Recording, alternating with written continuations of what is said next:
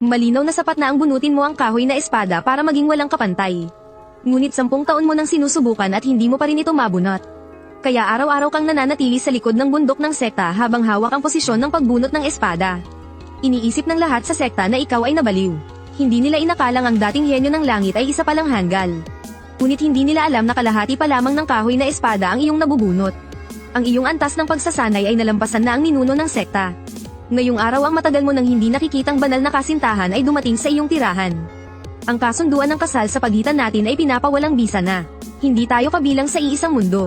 Kung hindi dahil sa iniwang pahayag ng iyong ama, wala kang karapatang manatili sa sword sect. Umiti ka ng bahagya na parang may nauunawaan. Hey, ganito ka kabilis na gustong putulin ng ugnayan. Mukhang may minamahal ka na nga. Naparito ako ngayon upang ipaalam sa iyo. Hindi lang ang kasunduan ng kasal ang mawawala, paging ang dati nating ugnayan ay bawal banggitin. Kung makarinig ako ng kahit anong chismis, huwag mo akong sisihin kung magiging walang awa ako. Tahimik mo siyang pinanood habang papalayo ang kanyang likuran. Ipinagkatiwala ninyo sa akin ang pagprotekta kay Piao Piao at nagawa ko. Ngunit mula ngayon hindi na niya ito kailangan.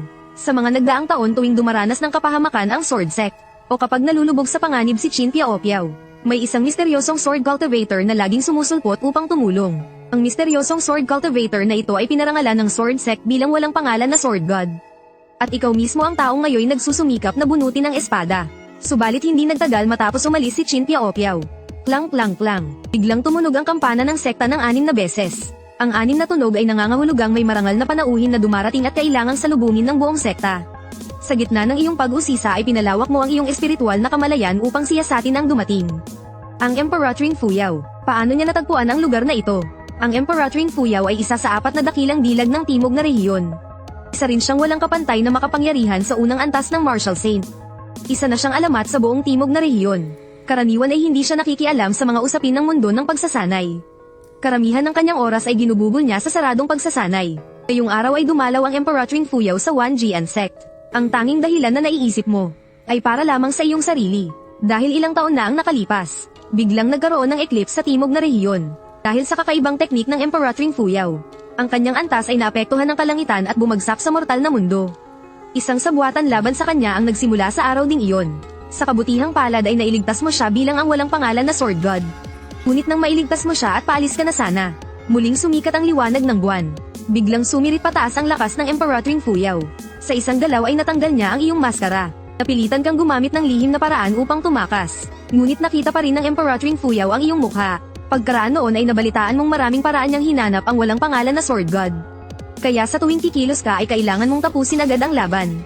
Upang maiwasang masundan ng Emperatring Fuyao. Ngunit sa pagkakataong ito tila ikaw mismo ang nagdala ng kapahamakan.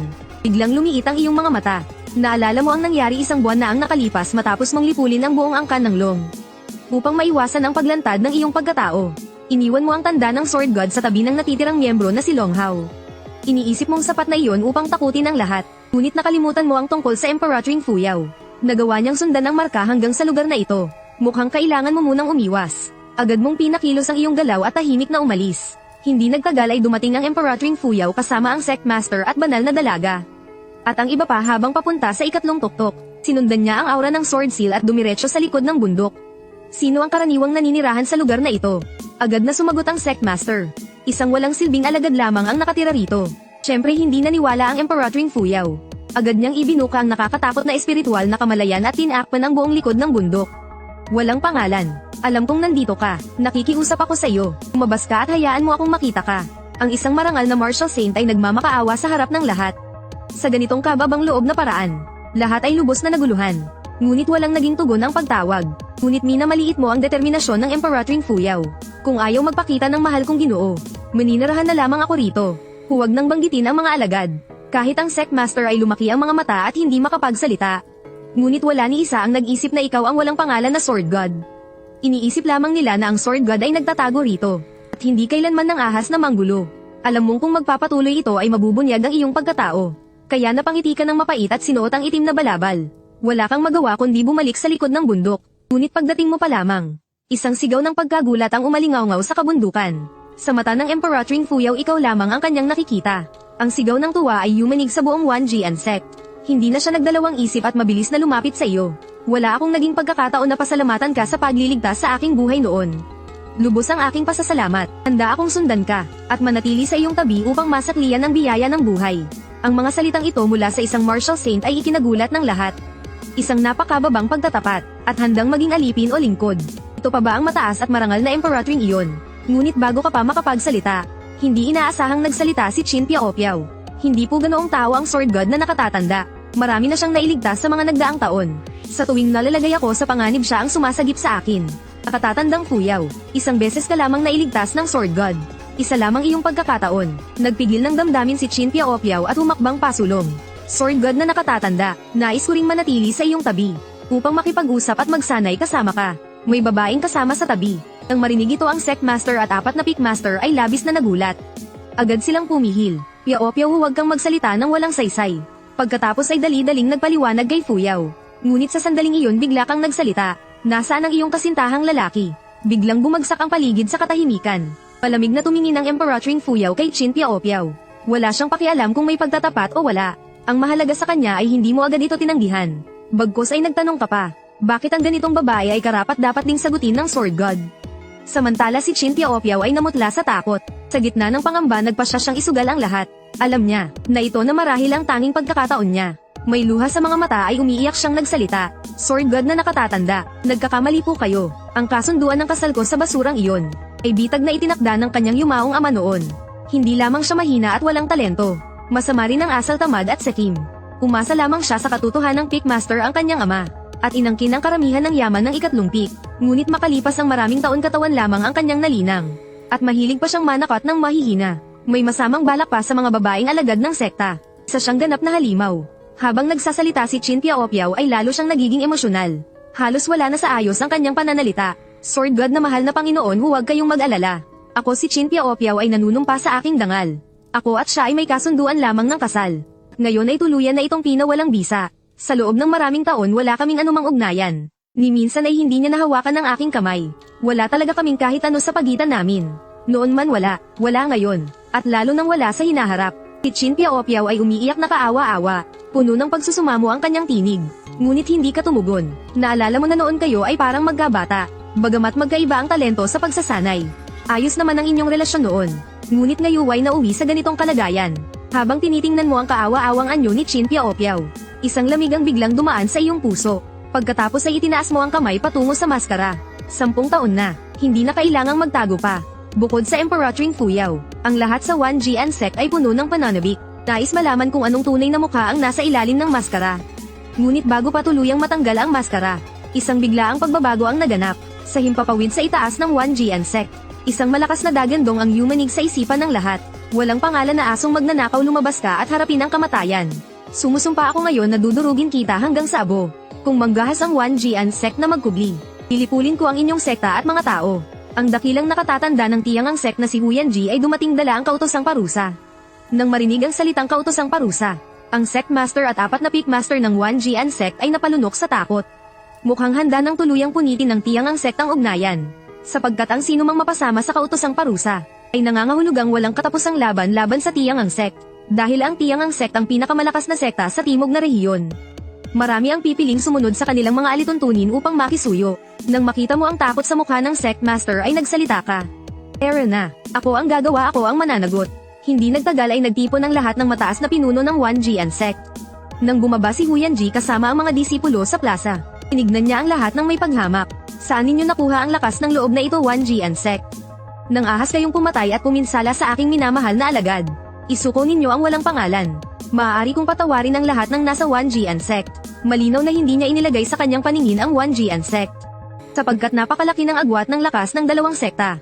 Punong-puno ng pagkabalisa ang puso ng Sect Master ng 1GN.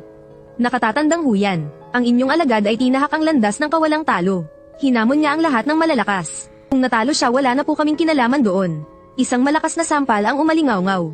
Sa isang iglap ay 5 bakas ng pulang palad ang lamapat sa mukha ng Sect Master. Isang basurang nasa yugto lamang ng condensing aperture. Paano ka karapat dapat makipag-usap sa akin? Ang pinuno ng isang sekta ay sinampal sa harap ng madla. Isang sukdulang kahihiyan na wala siyang magawa kundi umatras ng tahimik. Ang iba pang mga Peak Master ng 1GN sect ay hindi man lang ng ahas huminga. Sapagkat ang kaharap nila ay isang nilalang ng banal na antas. Sinulyapan ng Emperatring Fuyaw ang lahat at malamig na ngumiti sabay iling ng ulo. Hindi niya maintindihan kung bakit nananatili si walang pangalan sa ganitong sekta. Talagang mapang-abuso ang 1G sect ninyo. Bilang kapwa martial saint si Huyanji, ganyang nakilala ang pagkakakilanlan ng babaeng nasa harapan. Hindi ako naparito ngayon para ipaghiganti ang aking alagad, kundi upang isagawa ang hustisya ng langit. Ilang araw na ang nakalipas. Walang dahilan na umatake ang walang pangalan na sword god sa mundong mortal. At nilipol ang buong angkan ng Long, pati ang pagpatay sa 10,000 buhay sa isang lungsod. At walang hiya pang lihim na umatake sa mga nakababatang henerasyon, sa pagtingin sa mga di umanuway kasalanan. Halos lantaran na ang paninirang puri at pagbintang. Ang angkan ng Long ay kilalang masama ang reputasyon. Karapat-dapat lamang ang kanilang sinapit. Ang pagpatay sa libu-libong nilalang ay pawang mga demonyong cultivator ang napatay. At ang paratang na pag-atake sa nakababata ay hindi alam ng lahat na ikaw rin ay isang alagad. Ang makabangga ang isang martial saint ay malinaw na hindi matalinong hakbang. Kahit pa marami ka nang naitulong sa sekta, sa harap ng pakinabang at panganib na takot pa rin ang sect master. Nakatatandang huyan, ang lahat ng ginawa ni walang pangalan. Ang 1G sect ay walang kinalaman kahit kaunti. Nang marinig mo ito ay tuluyan kang napatawa. Kung hindi lamang dahil dito ka isinilang, at itinuring mo itong tahanan. Kung tutuusin ang lahat ng kahihiyang tiniis mo sa mga nagdaang taon. Matagal mo na sanang winasak ang sektang ito. Sa ganitong walang pag-asang sitwasyon, si Fuyaw lamang ang nagundyok sa iyo na umalis agad. At siya ang haarang sa taong ito. Ang 1G sect na sinuportahan mo sa loob ng 10 taon ay umiiwas sa iyo. At ang Chinpiao-piao na lihim mong pinrotektahan sa loob ng 20 taon ay nangingiming umatras, samantalang ang may isang beses mo lamang nakilala, ang Emperor Tring Fuyaw na minsan mo lang natulungan, ay matatag na tumayo sa iyong harapan. Isang matinding lungkot ang agad na bumalat sa iyong buong katawan. Lumapit ka kay Fuyaw Martial Saint at kumaway. Huwag kang mag-alala, isang simpleng Martial Saint ay hindi sapat para kitilin ang buhay ko. Pagkasabi nito ay sumabog ang nakakatakot mong presyon. Sa sandaling ito ikaw ay tila naging isang banal na espada. Kayang putulin ng lahat, kalooban ng daan ng espada. Paano ito posible? Isa ka lamang cultivator sa condensing aperture. Paano mo ito naunawaan? Ito ay kaloobang tanging mga martial saint lamang ang kayang maabot. Sa isang iglap ay lihim nang nagpasya si Huyanji. Ang batang ito ay halimaw ang talento at hindi dapat mabuhay. Nang makita niyang tila kikilos din ang Emperor Tring Fuyaw sa iyong tabi, agad na pinaganya ni Huyanji ang kautosang parusa. Ang kautosang parusa ay naging liwanag at sumugod sa langit na bumuo ng mga titik. Ito ang tunay na nakakatakot na kapangyarihan ng kautosang parusa. Ang lahat ng sekta sa timog na rehiyon, maging ninuno matatanda o alagad at tagapaglingkod, kapag nakita ang kautosang parusa ay kailangang sumunod. Ito ang nakakatakot na kapangyarihan ng unang sekta. Nang makita ito ang lahat sa Chanjian sect ay lubos na nabigla. Lubos silang nagalak sa naging maagap na desisyon noon. Hindi nagtagal dalawang napakalakas na presensya ang bumaba mula sa langit. Sa mismong sandaling nagpakita ang dalawang ito.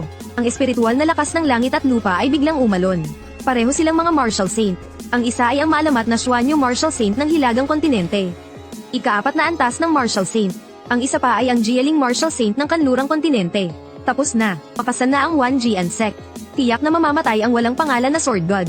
Madadami din ang 1G sect sa malaking kapahamakan. Iba-iba ang bulong-bulungan sa loob ng 1G sect.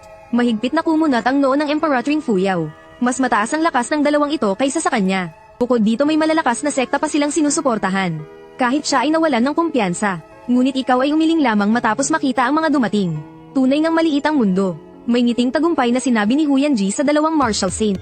Malaki ang utang na loob ninyo sa Tiangang sect. Kaya hinihiling kong tulungan ninyo kaming patayin ang halimaw na ito. Tiyak na may malaking gantimpala ang Tiangang sect pagkatapos nito. Ngunit sa mismong sandaling matapos magsalita si Huyanji, dalawang malinaw na tunog ang umalingaw-ngaw sa langit at lupa. Napatigil si Huyanji sa gulat. Matapos ang galaw ay hindi man lang siya pinansin ng dalawang martial saint. Tuluyan siyang binaliwala at dumiretso silang lumapit sa iyo. Ang sumunod na eksena ay nagpako sa lahat sa kanilang kinatatayuan. Makikitang magalang na nagsaludo ang dalawang kilalang martial saint. Matagal tayong hindi nagkita. Walang pangalan kapatid, hindi pa rin kumukupas ang iyong tindig. Tinawag kang kapatid ng dalawang martial saint. Ngunit nagbigay ng paggalang na pang nakababata. Paano ito mangyayari? Ano ba talaga ang nangyari? Kahit malinaw na nasa harap na nila ang katotohanan, hindi pa rin nila kayang paniwalaan ang kanilang nakita. Ito ay tunay na napakakatawa-tawa. Hindi na kailangan ng ganoong pag-iingat. Ipinahiwatig mo sa kanilang dalawa na hindi na kailangan ng ganoong formalidad at pag-iingat. Noong taon na iyon sa bangin ng pagkakamit, makaraan ang 2 taon ay hindi namin matagpuan ang balita tungkol sa iyo kapatid. Napag-usapan na uminom at mag-usap tungkol sa daw. Ngunit hindi ka dumating. Dapat kang parusahan. Hawak ni Huyanji ang namumulang pisngi. Halos lumabas ang kanyang mga mata sa gulat. Tinuro kanya habang nanginginig. 2 kagalang-galang na kapatid. Baka nagkamali lang kayo ng tao. Ang taong ito ay nasa talaan ng dapat patayin ng Tiangang sect. Isa rin siyang walang silbing itinaboy na alagad ng 1G sect. Paano siya magiging kapatid ninyo? Nang marinig ito ay biglang dumilim ang mukha ng Xuanyo Martial Saint. Muling umangat ang kanyang kamay at isang sampal ang bumagsak. Direktang pinalipad si Huyanji ng ilang 10 zang. Isara mo ang marumi mong bibig. Noon sa bangin ng pagkakamit isang pangungusap ng kapatid na walang pangalan ang gumising sa amin.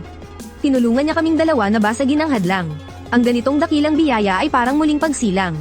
Paano ka pahihintulutang dungisan ito? Malamig na suminghal ang Jialing Martial Saint. Umuugong ang kulog sa paligid ng kanyang katawan. Ang tingin niya kay Huyanji ay parang sa isang patay na tao. Sinasabi mong demonyo siya. Sa tingin ko ang tiyang ang sect ninyo ang tunay na pugad ng demonyo.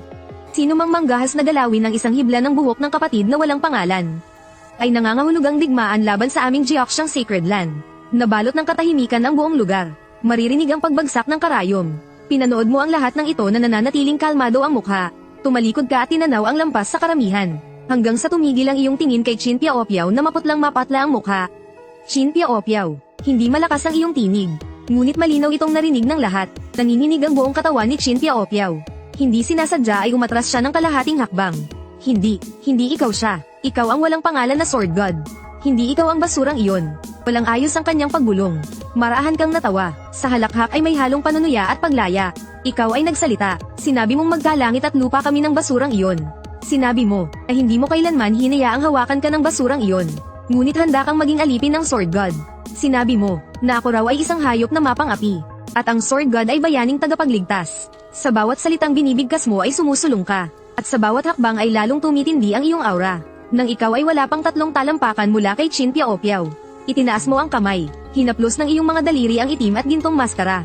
Sa sumunod na sandali ay may malutong na tunog. Ang maskarang sagisag ng Sword God ay naduraj sa iyong kamay at tinangay ng hangin. Sa sandaling iyon tila huminto ang oras. Ang mukhang iyon ay kilala ng lahat sa Wanjian sect. Ang mukhang iyon ay 10 taon nilang pinagtawanan at itinuring na kahihiyan ng sekta.